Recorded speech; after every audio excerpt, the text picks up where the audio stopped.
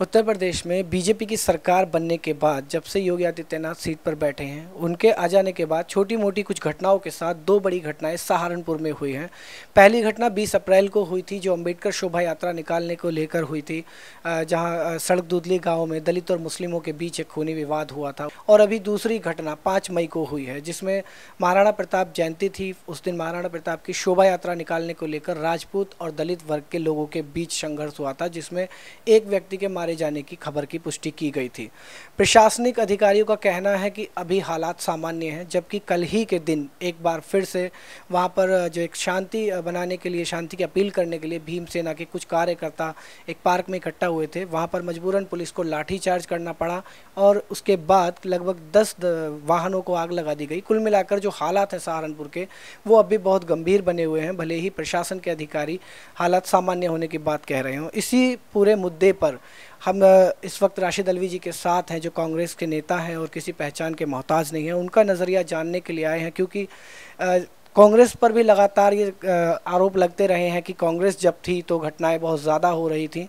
तो ऐसे में जब बीजेपी रूल में है, 17 राज्यों के साथ केंद्र में खुद बीजेपी है, प्रधानमंत्री नरेंद्र मोदी हैं, उस वक्त इस तरह की घटनाएं लगातार घटती चली जा रही हैं। तो क्या ये सरकार की नाकामी है या सरकार के जो नुमाइंदे हैं उनकी 420, उनकी चालबाजी का नतीजा है? सर, आपका बहुत बहुत स्वागत है। मैं ये जानना चाहूँगा कि इस तरह की घटनाओं पर आप किस तरीके का नज़रिया रखते हैं? क्या ये सरकार की ही नाकामी है या कुछ ऐसे लोग हैं जो मामले को बिगाड़ते रहते हैं, दंगा वगैरह फैलाने की कोशिश करते हैं? देखिए, भारतीय जनता पार्टी की जो नीति है वो यही है कि आपस में लड़वाया जाए और उसका फ़ायदा उठाया जाए। उत्तर प्रदेश का चुनाव इसी तरह जीता, हिंदुस्तान का चुनाव इसी तरह जीता। देश के अंदर कम्युनलिज्म पैदा किया जाए, हिंदू मुसलमान को लड़ाया जाए, दलितों के खिलाफ काम किया जाए और चुनाव को जीता जाए। वो धर्म को एक्सप्लॉइट करते हैं, मज़हब को एक्सप्लॉइट करते हैं। राम मंदिर का मुद्दा जब चुनाव आता है, भारतीय जनता पार्टी लेकर खड़ी हो जाती है। सहारनपुर के हालात इतने ख़राब पहले कभी नहीं रहे। कांग्रेस की सरकार तो यूपी में पिछले 27-28 सालों से नहीं है, सरकारें दूसरी रही हैं, लेकिन उन सरकारों में भी ऐसे हालात नहीं हुए। हर महीने सहारनपुर के अंदर झगड़ा हो रहा है, वहाँ के पार्लियामेंट के मेंबर का नाम आ रहा है, मुजफ्फरनगर के एमएलएस का नाम झगड़ों में आता है, और वो तमाम लोग बीजेपी से ताल्लुक़ रखते हैं। दिल्ली में बैठे हुए नेता कोई और ज़बान बोलते हैं और उनके नीचे जो उनके नेतागण हैं वो सब इस मकसद और उद्देश्य के लिए काम करते हैं कि समाज को बांट के फ़ायदा उठाया जाए। सहारनपुर इसकी एक बड़ी मिसाल है। क्यों नहीं उस एमपी के खिलाफ कार्रवाई हुई? एसपी ने उसके खिलाफ अगर कुछ लिख कर दिया, क्यों नहीं इन्वेस्टिगेशन हुआ? सज़ा किसे मिली? एसपी को मिली, उसका तबादला कर दिया गया। देश नहीं चल सकता, प्रशासन नहीं चल सकता है।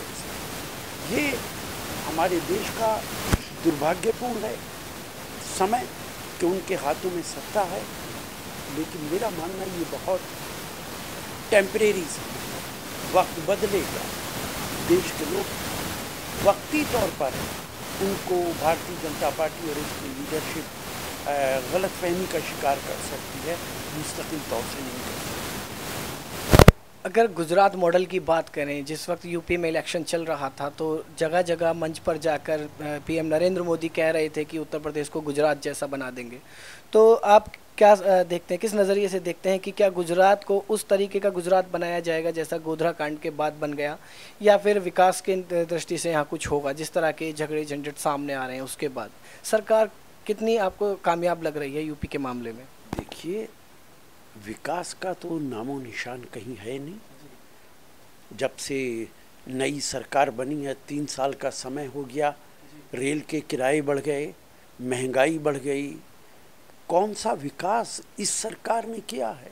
एक भी विकास समझ में नहीं आता है, सिवाय इसके कि इस देश के अंदर एक ऐसा माहौल पैदा करने की कोशिश की जा रही है जिसमें अल्पसंख्यक समाज, अक़लियत के लोग खौफज़दा हो जाएं, डर जाएं, और वो जो बात कहते थे कि गुजरात का मॉडल, उन आज ये पता चलता है कि उनका इशारा उसी तरफ था जिस तरफ आप कह रहे हैं, गोधरा की तरफ। वहाँ के जो खून रेजी हुई, लोगों को मारा गया, उसी तरफ उनका इशारा था। और वो एक मैसेज देना चाहते थे कि हम पूरे देश के अंदर ये करेंगे। और आज आप उत्तर प्रदेश में देख रहे हैं यही सब कुछ हो रहा। चुनाव से पहले मुजफ्फरनगर हुआ, जिसमें अमित शाह जा कर कहते थे कि हम बदला लेंगे। चुनाव के बाद सहारनपुर हो रहा है।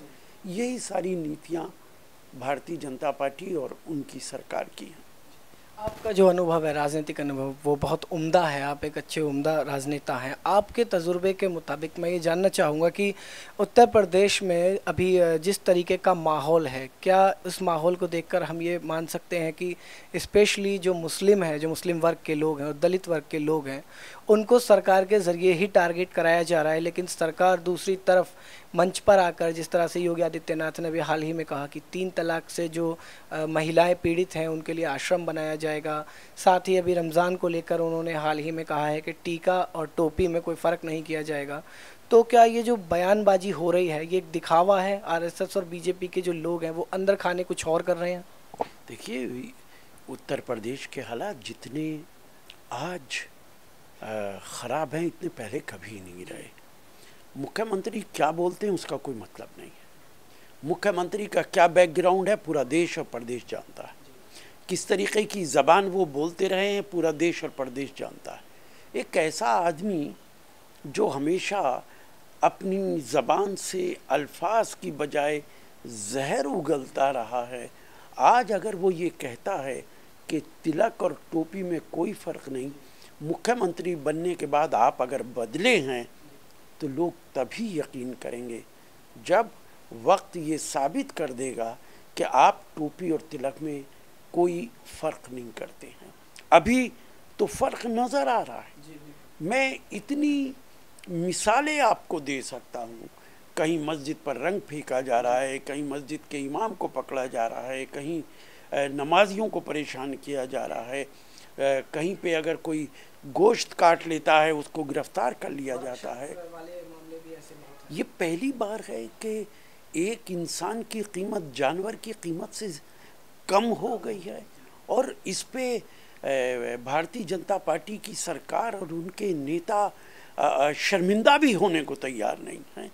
तो ऐसे हालात देश को तबाही की तरफ ले जाएंगे, देश को विकास की तरफ नहीं ले जाएंगे। योगी आदित्यनाथ पहली बार मुख्यमंत्री बने हैं। इनके पहले अखिलेश यादव मुख्यमंत्री रहे, मायावती मुख्यमंत्री रही हैं, और योगी आदित्यनाथ का जो राजनीतिक अनुभव है, जो करियर है, वो एक सांसद का रहा है और उससे पहले वो महंत रहे हैं।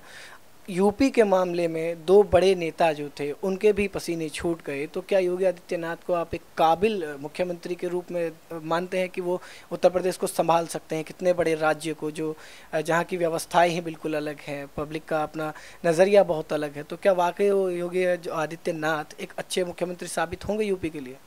देखिए, अभी वो मेरठ गए थे, मुख्यमंत्री हैं उत्तर प्रदेश के, सारी पुलिस उनके आगे पीछे घूम रही थी, और उनके जाते ही मेरठ के अंदर क्या हुआ है? लूटमार हुई है, मारपीट हुई है, कानून लोगों ने अपने हाथों में ले लिया। ये एक मिसाल आपके सामने, इससे अंदाज़ा कीजिए कि मुख्यमंत्री कितने कामयाब, कितने नाकामयाब हैं, कितने कॉम्पिटेंट, कितने इनकॉम्पिटेंट हैं। उनके जाने के 10 मिनट के बाद ये सारे वाक़यात हो गए, मुख्यमंत्री कुछ भी नहीं कर पाए। इसी से अंदाज़ा कर लीजिए कि उत्तर प्रदेश योगी के राज में किस दिशा की तरफ जा रहा है। दरअसल मुस्लिमों की मैं बात करूंगा, मुस्लिम समुदाय उत्तर प्रदेश में जिनका सबसे बड़ा रोल है। सरकारें जब बनती हैं तो मुस्लिम समुदाय के बिना सरकार नहीं बन सकती है, पर बीजेपी की जो सरकार बनी है उसमें उनका कहना है कि बिना मुस्लिमों की सरकार बनी है। तो क्या आपको वाकई लगता है कि बिना मुस्लिम सपोर्ट के ये सरकार बन सकती थी? देखिए, बीजेपी और उसकी लीडरशिप कंफ्यूज्ड है। रविशंकर प्रसाद का कहना है कि मुसलमान ने हमें वोट ही नहीं दिया। बीजेपी के बड़े नेताओं का कहना है मुसलमान की औरतों ने हमें वोट दिया है 3 तलाक के नाम पे, इसलिए हमें इतना वोट मिला। तो पहले तो ये पता चले कि बीजेपी क्या मानती है। मुसलमानों ने वोट दिया है कि नहीं दिया, मुसलमान औरतों को मुसलमान मानते हो कि नहीं मानते हो। लेकिन मेरा मानना है मुसलमान आपको क्यों वोट देगा?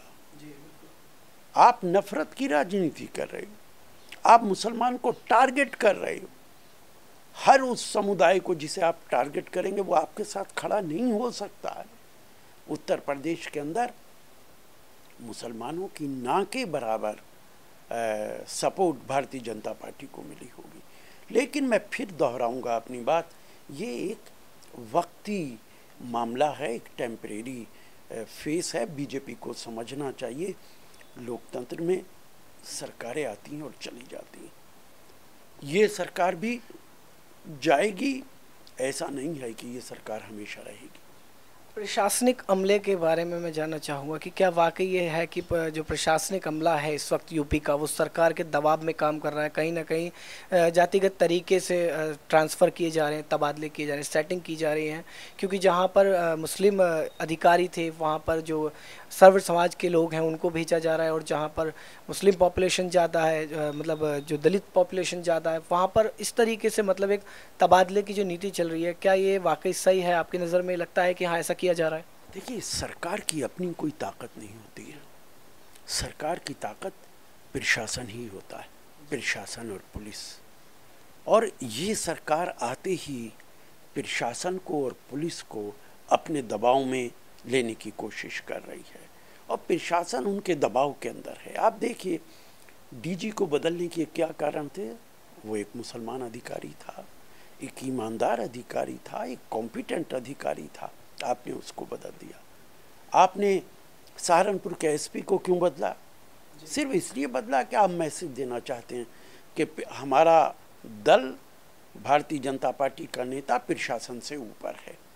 अगर हमारे दल के लोग कानून तोड़ेंगे, प्रशासन उनके साथ खड़ा होना चाहिए, इसलिए सज़ा प्रशासन को दी है।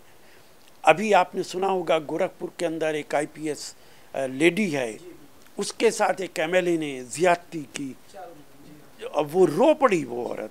लेकिन योगी आदित्यनाथ की आंखों में तो कोई आंसू नहीं आया, उन्हें तो कोई परेशानी नहीं हुई, उन्हें तो कोई दुश्वारी नहीं हुई कि एक आईपीएस ऑफिसर के साथ क्या हो रहा है। तो प्रशासन पर दबाव बनाने की पूरी कोशिश है। ये वक्त बताएगा प्रशासन कितना दबाव में काम करता है। ज़्यादा वक्त आपका नहीं लेते हुए मैं दो आखिरी बड़े सवालों पर आपकी राय जानना चाहूँगा कि जिस तरीके का अभी जिस शासन जिस तरह से यूपी में चल रहा है, क्या उसे देखते हुए ये माना जा सकता है कि बीजेपी के अलावा जो बाकी दल के नेता हैं, फिर वो कांग्रेस से हो या बीएसपी से हो या समाजवादी से हो, उनके जो नेता हैं जो ज़मीन पर जाकर काम करने की कोशिश कर रहे हैं, एक जनाधार बनाने की कोशिश कर रहे हैं, ऐसे नेताओं के लिए भी खतरा बढ़ रहा है इस तरह के मामलों के चलते? देखिए, मैं कहूँगा कि इस वक्त जो देश का माहौल है ऐसा कभी नहीं रहा। नेताओं को, वर्कर्स को डराने की कोशिश की जा रही है, उन्हें दबाव में लेने की कोशिश की जा रही है, देश से विपक्ष को ख़त्म करने की कोशिश की जा रही है। जितने पॉलिटिकल लोग हैं उनमें से ज़्यादातर के ख़िलाफ़ ये कोशिश हो रही है कि उनको कानून के मामलात के अंदर फंसा दिया जाए ताकि सरकार के ख़िलाफ़ कोई बोलने की हिम्मत ही ना करे। तो इस तरीके से राज नहीं किया जा सकता। ये ना अंग्रेज़ का राज है, ना मुग़लों का राज है, ये लोकतंत्र है। वक्ती तौर पे आप ज़रूर कर सकते हैं, लेकिन इस देश के लोग डिक्टेटरशिप को पसंद नहीं करेंगे और बर्दाश्त भी नहीं करेंगे। आखिरी सवाल पर आपकी राय जानना चाहूँ, अगले चुनावों को देखते हुए अगर हम चलें तो आपको लगता है कि इस वक्त जो जनता है उसको एक साथ मिलकर काम करना चाहिए और कहीं ना कहीं गठबंधन की ज़रूरत है इस वक्त अगर बीजेपी को हराना है? क्योंकि जिस तरीके से ईवीएम वाले मामले लगातार उठ रहे हैं, तो अगर ये माना जाए कि ईवीएम की जीत है तो ये पहले आगे भी हो सकती है। उसके लिए ज़रूरी है कि एक अच्छा गठबंधन तैयार किया जाए, चाहे फिर वो किसी भी समाज के लोग हैं, सबको एक साथ मिलना चाहिए। देखिए, चुनाव के अंदर कौन राजनीतिक दल क्या करता है वो तो वक्त बताएगा, लेकिन आजकल के जो हालात हैं इसमें विपक्ष को इकट्ठा होकर इनका मुकाबला करना चाहिए। मुद्दों पर कम से कम एक साथ आना चाहिए, चाहे इलेक्शन के अंदर आए या ना आए। कभी कभी सच ज़बान से निकल जाता है। ईवीएम सही है, गलत है, क्या है, मैं इस बहस में नहीं पढ़ना चाहता, लेकिन आदित्यनाथ खुद ही बोल चुके आज के ईवीएम का मतलब एवरी वोट मोदी। विपक्ष भी तो यही कह रहा है कि एवरी वोट फॉर मोदी। तो जो बात विपक्ष कह रहा है वो यूपी का मुख्यमंत्री कह रहा है। तो इन हालात के अंदर भारतीय जनता पार्टी ज़रूर चाहेगी कि विपक्ष ख़त्म हो, लेकिन विपक्ष को मुद्दों पर इकट्ठा होकर इस लड़ाई को सड़क पर भी अगर ज़रूरी है तो लड़ना पड़ेगा। तो मतलब हमें गठबंधन की राह देख सकते हैं, अभी मान सकते हैं कि कांग्रेस बाकी किसी दल के साथ अभी समझौता करने की कोशिश करेगी इस तरह के हालात में? गठबंधन होना ना होना एक अलहदा चीज़ है। आज के मुद्दों पर सबको लड़ना चाहिए। चुनाव के लिए गठबंधन होता है या नहीं होता, सबके अपने अपने इंटरेस्ट हैं। अभी चुनाव के अंदर समय है 2 साल का, उस वक्त देखेंगे। लेकिन आज जो जनता परेशान है, महंगाई से परेशान है, अक़लियतें परेशान हैं, इसके लिए निश्चित तौर से विपक्ष को इकट्ठा होकर आवाज़ बुलंद करनी चाहिए। बस यही कहना चाहूँगा कि हमारे चैनल के माध्यम से मैं चाहता हूँ कि आप जो अभी जो जनता है यूपी की, भले ही फिर वो दलित हैं या फिर मुस्लिम हैं, दोनों ही कम्युनिटीज़ के लोगों के लिए आपके ज़रिए एक मैसेज चाहूँगा कि इस अराजकता भरे माहौल में उन्हें क्या अच्छा करना चाहिए ताकि वो महफूज रह सकें। देखिए, मैं कहूँगा इंसान इंसान के अंदर भेद नहीं किया जा सकता है। अपने अपने धर्म के ऊपर हर एक को चलने की आज़ादी है, यही इस देश की खूबसूरती है। अगर हम नफ़रत की राजनीति करेंगे तो नफ़रत की आग में देश भी जल जाएगा, हम सब बर्बाद हो जाएंगे। हमेशा मोहब्बत की राजनीति ही कामयाब राजनीति है। मैं आपके चैनल से देश और प्रदेश के लोगों से यही अपील करूंगा, चाहे वो भारतीय जनता पार्टी हो या कोई दूसरा दल हो, जो नफ़रत के रास्ते पर ले जाना चाहता है उस पे हमें नहीं जाना चाहिए। हमें मोहब्बत के रास्ते पर जाना है। हिंदू, मुसलमान, सिख, ईसाई सब इस देश के नागरिक हैं। सबको एक साथ मिलकर रहना है। एक साथ मिलकर रहेंगे, देश मजबूत होगा। एक साथ मिलकर नहीं रहेंगे, देश बर्बाद हो जाएगा।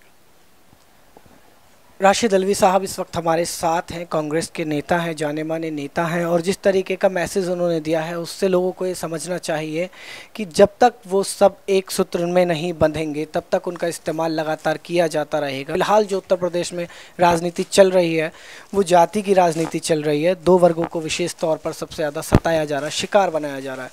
तो ज़रूरत है कि पार्टी का मुँह ना देखते हुए एकता की तरफ बढ़ने की कोशिश की जाए ताकि बीजेपी को चुनौती दी जा सके और हालात सामान्य हो सके। कैमरा पर्सन गौतम के साथ मैं लव कुमार, नेशनल दस्तक, दिल्ली।